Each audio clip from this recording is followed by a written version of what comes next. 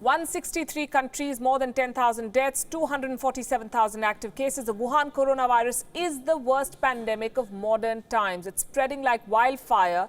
So is an equally fierce debate over its name, the Chinese virus. Our recent descriptions about the origins have led to complaints. We are being told that there should be no space for labels at a time like this. But to anyone remotely interested in media transparency, I speak to you, there needs to be some accountability before it gets too late. Tonight, we are naming names and calling a spade a spade. This is a made-in-China virus. This is a Chinese virus. And let me make this very clear. This is not a cultural tag. We are not trying to scapegoat an entire ethnicity or nationality here. Calling it Chinese is accurate. We are only trying to counterweigh the Chinese regime's efforts to shift the blame, to evade responsibility. Beijing is trying to sow confusion about where this virus came from and how its negligence triggered a pandemic. China must bear the responsibility for hiding the truth about its origin. The Hunan seafood market in Wuhan, a wet market with animals hoarded in unnatural conditions.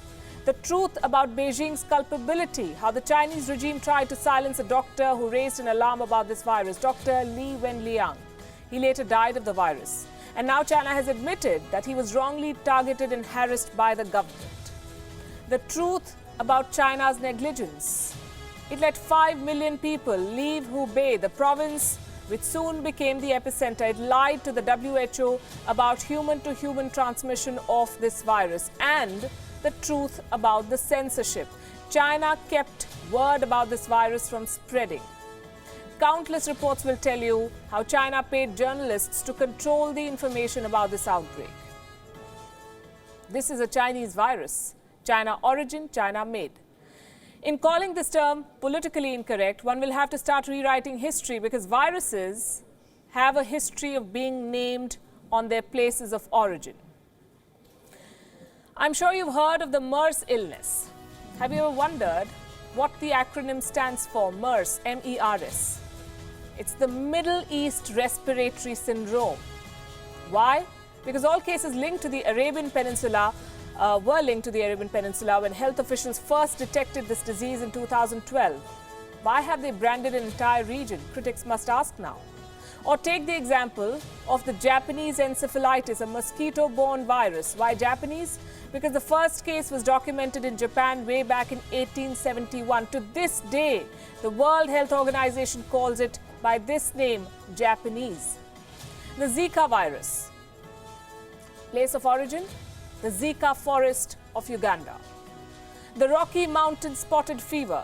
Place of origin? The Rocky Mountains of North America. The Ebola virus, named after a river in Congo located near the first identified outbreak site, Ebola.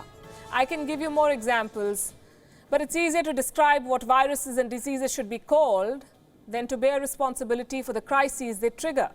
And this is what the WHO and China are doing. Calling it COVID-19 is like naming a baby born in 2019. Given that another might be born in 2021 or 22, God forbid. Such nomenclature gives China an escape route. And in naming it such, COVID-19, the world is letting China reshape the coronavirus narrative and dispute the virus's origin. The novel coronavirus is not so novel anymore. The virus is multiplied, it has spread across the world, it knows no borders. If we continue to buy Chinese propaganda and follow what is acceptable to China, we must also prepare for another China-made pandemic. I'm not. So on this show, we shall continue calling it the Chinese virus.